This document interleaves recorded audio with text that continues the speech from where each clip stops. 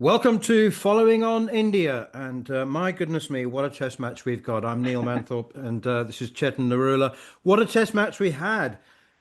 Absolutely staggering. There'll be people around the world, test cricket lovers, who will want to know how this happened. I'll tell you what happened for those of you who aren't aware. India were chasing 124 to win in the fourth innings, and they were bowled out for 93 in 35 overs to lose by a staggering 30 runs. I said at the end of the first day, Chetan, that I thought India would win, but that South Africa would make it hard for them. I just, you know what? South Africa were never ahead until the final over. Never mind favourites. They were never ahead in the test match until the final over. I would say, well, it was 77 for 7 when Akshar Patel launched that extraordinary attack on Keshav Maharaj with two sixes and a four. He was out to the fifth ball of the over, and the final wicket, with Shubman Gill absent, was claimed by Maharaj. He finished with 2 in 2. But I mean, even when Akshar was hitting the two sixes and a four, you thought India can still win this. It was, do you know what, purists, and I know that you and I are both purists, might say, well, you don't want a test match finishing at tea on the third day. But I couldn't take my eyes off it. As far as quality of entertainment and the absorbing, enthralling, oh, I'm still shivering. Well, in the words of Ravi Shastri, entertainment is the big winner. Just paraphrasing him a bit. Take cricket out of it. Entertainment is the big winner. You're absolutely right. It was a really engrossing test match. You just couldn't take your eyes off every ball. Really, something was happening. And yes, my God, South Africa. This is a brilliant time. I think I've tweeted this four times in the last 15 months now that it's a brilliant time to be a South African cricket fan. Forget all the hurt and misery of the last 3 decades. And this is absolutely, and look at your face, you're absolutely joyful at the moment. The South African women's team is doing so well. I mean, yes, they haven't won any ICC trophies, but my God, that should be just around the corner, shouldn't it be? Look at South Africa's men's team. They made it to the semi-final, of the ODI Cricket World Cup, T20 final, ICC World Test champions. Yeah. And now they've drawn in Pakistan. They've beaten in India after 15 years. My God, this is a fantastic time to be a South African cricket fan. And I've had the great fortune of visiting South Africa twice. I've seen the love and passion for South African cricket. And I have counting you among them, I have quite a few, cricket fans in South Africa who are my friends. So my best wishes to all of you. It's a joyous time to be a South African cricket fan. And yes, as Simon Harmer said, they should really enjoy this win. There's still another test match to go. India needs to win it to draw the series. But yes, this is a great win. And I should now refer to you. You tweeted or X'd, as it might be. I don't know why they're why they're saying X'd now. But you said on X, along with Sydney, 94 and MCG 08. This is one of the great South African test wins. Tell us about those wins, how you rank them, how you see this win, as not to forget the ICC World Test Championship win against Australia. This is one of the great test wins for South Africa. It is, for many reasons. You know, Shukri Conrad is keen on saying that this is a team without superstars. Yeah, Yeah, it doesn't have Hashim Amla and Jacques Kallis and AB de Villiers and Dale Steyn. Those are massive names, yeah. but they've got it contains some very, very fine cricketers. But we talk a lot about spirit and guts and attitude and determination. This team's got that in spades, and they won here without Kagiso Rabada, remember? He's one Yeah. of the great, great bowlers. But 94 was another low scoring thriller when Fani de Villiers bowled unchanged through the final morning, and Australia couldn't chase down 130. 107. Yeah.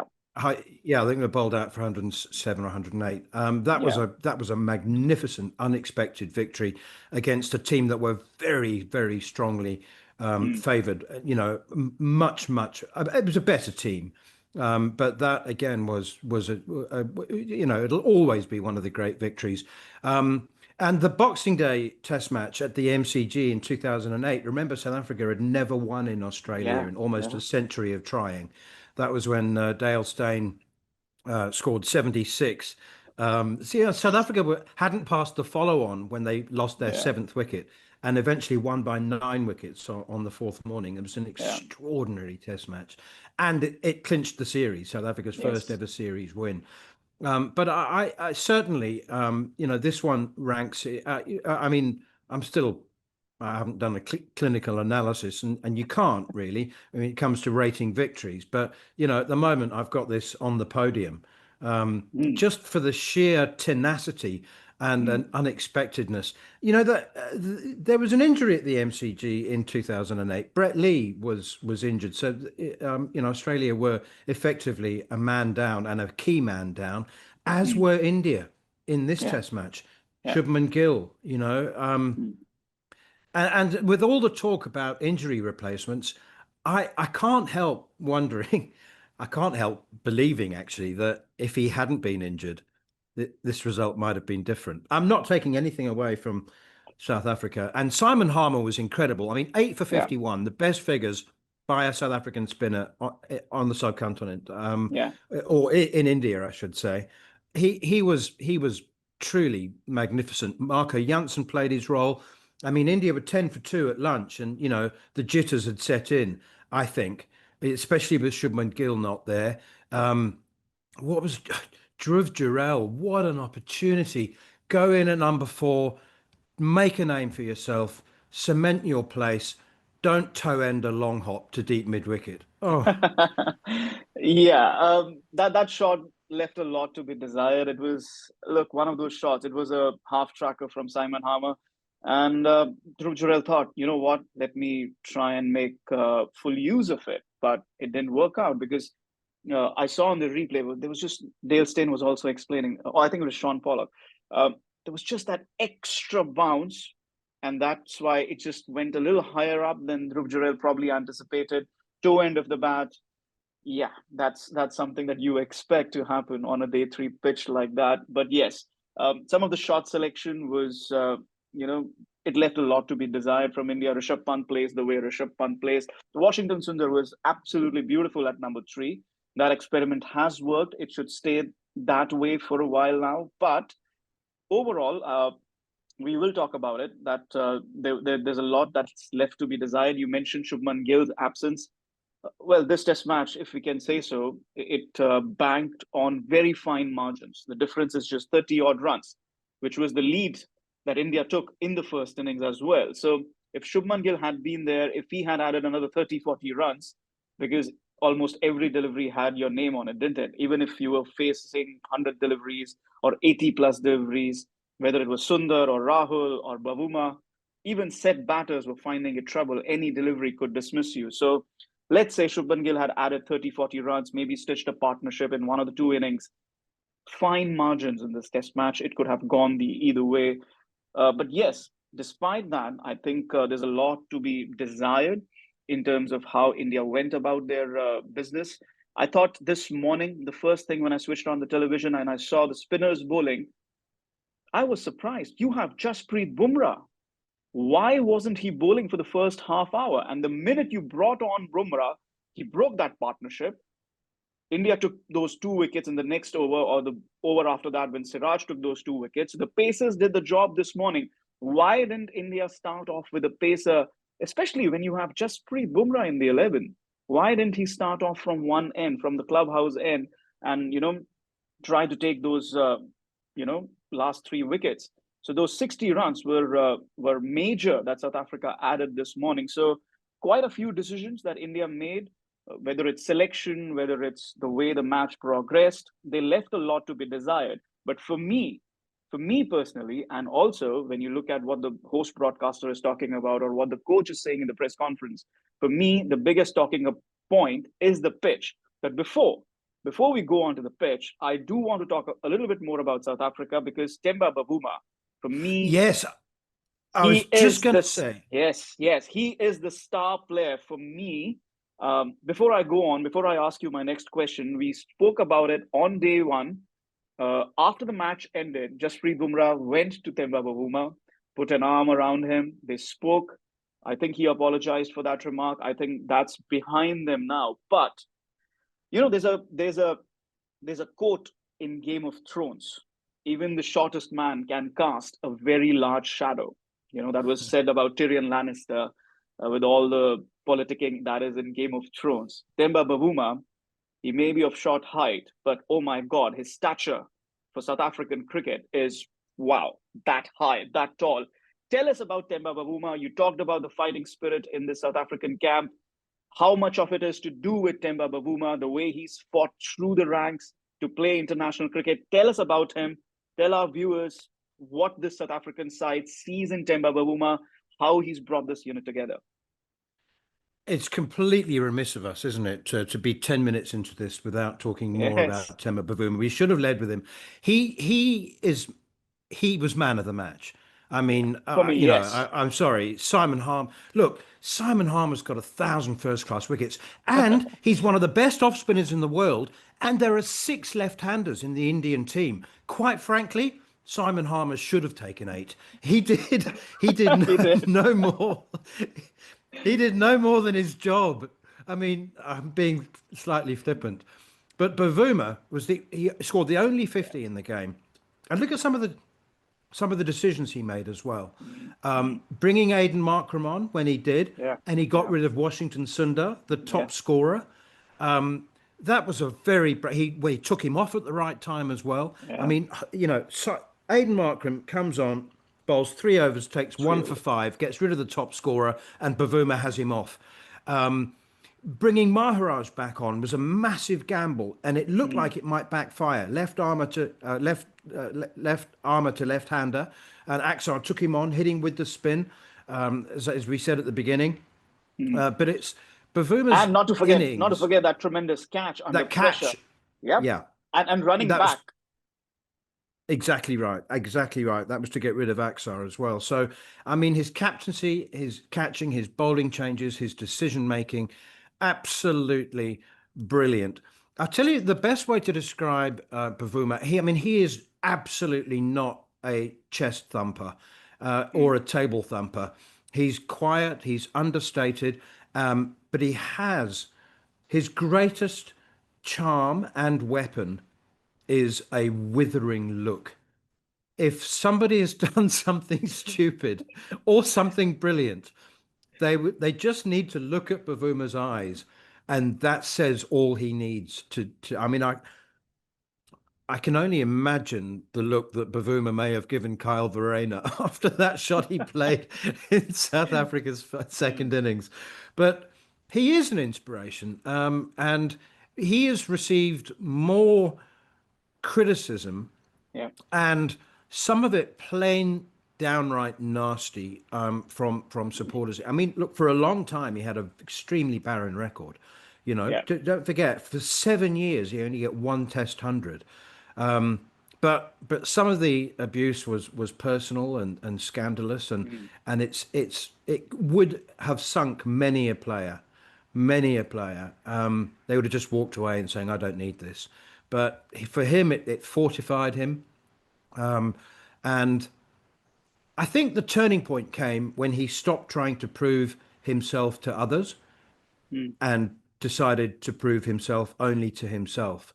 But his record has been phenomenal. I mean, it was lovely when he was asked at the post-match presentation about his record of 10 wins out of 11 Test matches. He said, "Captain's only as good as his players." That's true.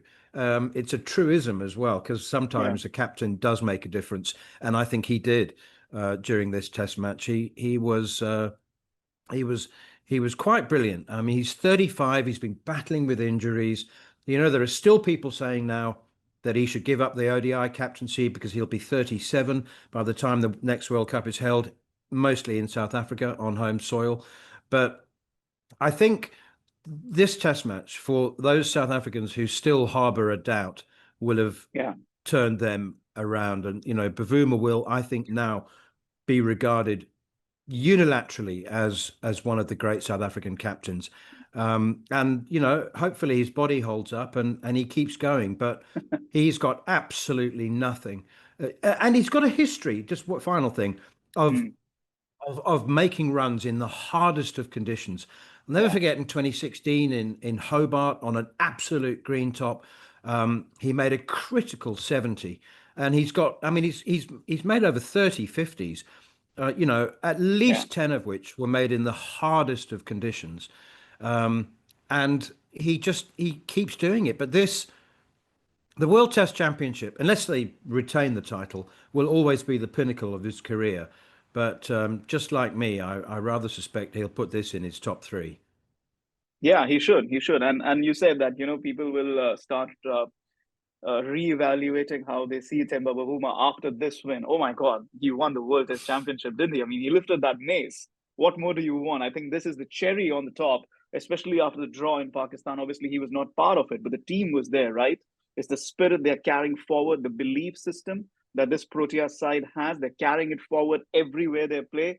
And I think they've done well now. They've drawn in Pakistan. They can, at worst, they can draw in India. They can't lose this series. So these are some good World Test Championship points, and they could be in the running for the final once again to defend their crown, as you said, despite not playing a home test this season.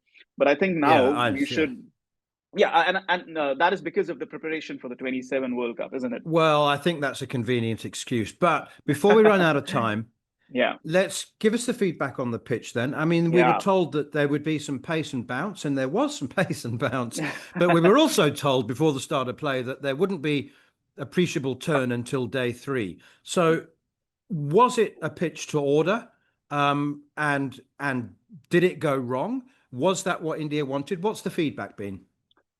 Well, so a lot of people are saying a lot of things. Saurav Ganguly is on record saying that the management wanted this pitch and it's not been watered for 4 days. So what do you expect? There were reports that Gill and Gambhir were not happy with the pitch when they saw it for the first time 2 days out or 3 days out, and it hasn't been watered since. Cheteshwar Pujara, for the host broadcaster GeoStar, he was saying, did the management want this pitch? And then 10 minutes later, Gautam Gambhir comes in the press conference, post-match press conference, and say, this is exactly the pitch we wanted. There is no devil in the pitch. There is no demon in the pitch. It's just a matter of application. You see Bavuma and Akshar Patel and Washington Sundar and KL Rahul applying themselves. And then they played that press conference, in the post-match programming on GeoStar, where Anil Kumble, there can be no greater voice when it comes to pitches in India than Anil Kumble. He says he's never seen a pitch like this at the Eden Gardens. How many wickets has that great man, great spinner, taken at Eden Gardens? And he says he's never seen a pitch like this at Eden Gardens. Dale Steyn, who's had some magnificent performances in India, and he was part of South Africa's last Test win, right? Ahmedabad, when he took those 5 wickets on a green top, Yeah. But look, Dale Steyn then says to what Gambhir said, there were definitely demons in that pitch because, like I said, even when Temba Bavuma had faced 100 plus deliveries or scored a half century, even when KL Rahul had faced 80 deliveries or Sundar had faced 90 deliveries, there's always a delivery that has your number on it. And when that is the case, you can't trust your defense. This is not me saying it. This is Dale Steyn who said this, that you cannot trust your defense when that happens. And now, this is my opinion, and I have said this before on talkSPORT, on our following on podcast as well. And I said this last year when New Zealand won 3-0. There is no point making these pitches if you cannot win, if you cannot bat on these pitches. Because our bowlers, Jasprit Bumrah, Siraj, Kuldeep, Akshar Patel, Jadeja, Sundar, our bowlers are good enough to win on normal Indian surfaces. But our batters are not good enough to score runs on these pitches. I remember in 2015, India had gone to Sri Lanka. They lost the test match at Galle, and they subsequently lost the series. So Virat Kohli was the captain. He was new test captain 6 months into the job. He realized we can't play spin properly. Over the next 7-8 years, when he was captain at home ground, India never had a dust bowl. They had flat track wickets. India battered and battered and battered. Virat batted on and on and on. But Pujara scored big runs. Virat scored big runs. Rahane, Rahul, everybody scored big runs. And every time India put up 400 and 500 run targets, and they told the opposition, bat out 5 sessions, bat out 6 sessions. And we had good bowlers to take those 20 wickets. It was a formula that India perfected. India was unbeaten on home soil since 2012. Then suddenly we start making these ranked turners, and our batters can't score runs. Our bowlers, our spinners are taking wickets. Obviously, they will. Simon Harmer is taking 8 wickets. Like you said, on a pitch like this, he should take 8 wickets, right? You Yeah. had Matthew Kuhneman come here. You had other Australian spinners. I'm forgetting his name. Nathan Todd Lyon, Murphy. Matthew Kuhneman, Todd Murphy. Yes, sorry about that. Todd Murphy comes and picks up wickets here. Uh, you had English spinners coming here. You have Mitchell Santner, who's never picked up more than 3 wickets Yeah.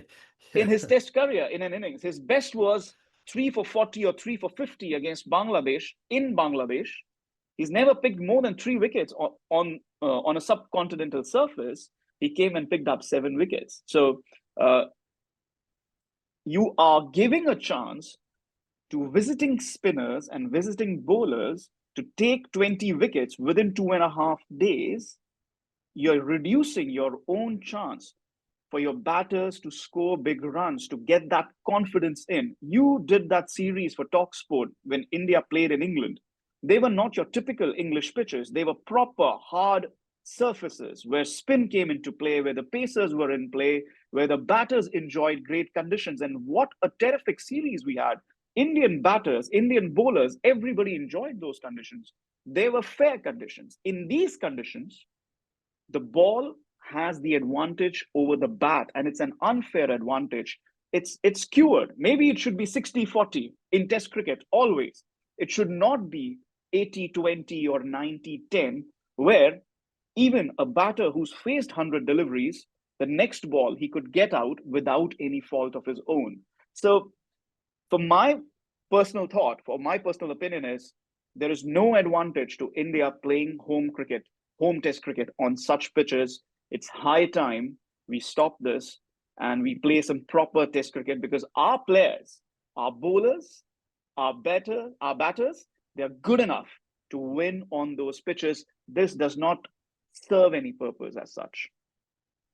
It's bizarre. I find it bizarre. I mean, they prepared an absolute flat one for the second test against the West Indies, and that Yeah, went to the fifth day, fifth deep day. into the fifth day, Mm. and then I mean, it's not like they weren't warned. Look, Keshav Maharaj was not himself. He actually bowled quite poorly in this Test Yeah, match, yeah, yeah.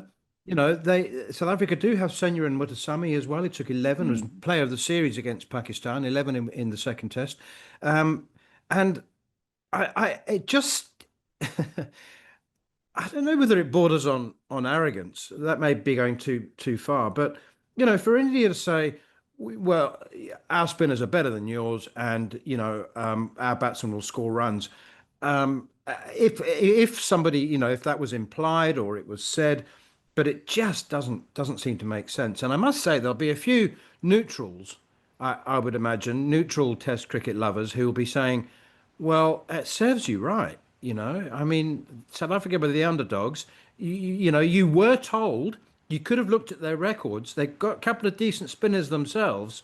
And yeah, I mean, If it's your weird. spinners, if your spinners are good enough or better than South African spinners or New Zealand spinners or English spinners or Australian spinners, they will take 20 wickets on normal surfaces. They will. They have in the past.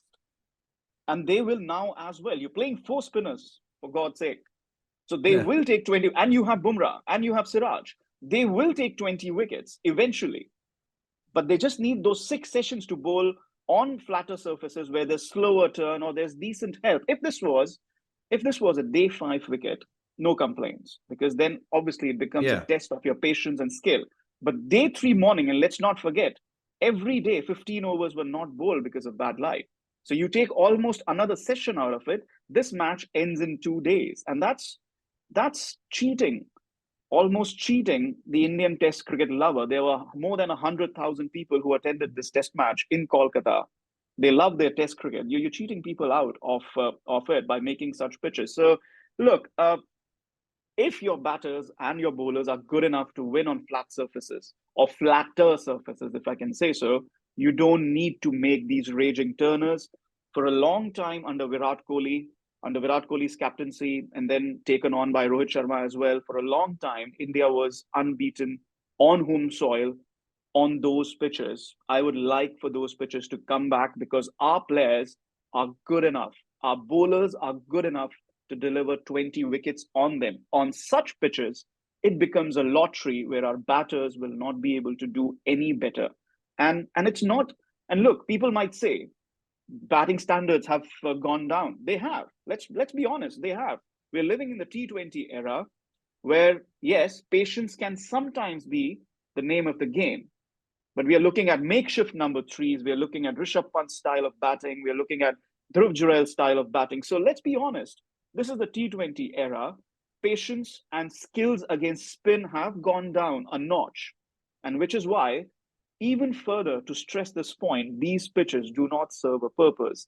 And when your bowling is good enough to take 20 wickets otherwise, then they should be supported. And batters will only gain confidence when they have normal pitches to bat on. Yes, like I said, first 2-3 days, if it's a decent pitch, you score runs, you have confidence under your belt, then maybe on day 5 it becomes a test of skill. And then with that confidence riding high, you can apply that confidence and you can apply your patience, but not in a 2-day test match. No. So my hope, my wish is that we have a normal pitch in Guwahati. I'm not sure that's going to be the case. We have to wrap it up now, but while the cold kingfishers are going down in the South African change room, let's you and I look ahead to Guwahati because Castle Lager. No, I think they'll go with the kingfisher. Kingfisher, yeah. But I've been to Guwahati once many years ago for an ODI, and the pitch was dry and cracked, kept very low. It really wasn't. It wasn't great. I don't know whether it's still the same venue. Now it's never hosted a test match. No. So what's been the recent domestic record like there, and what might we expect? You don't need to look at the domestic record. We had so many matches of the Women's World Cup played there, and it was slow pitches. Oh yeah. The semi-final, yeah. Semi-final was a good batting surface, but apart from that, because that was a fresh pitch.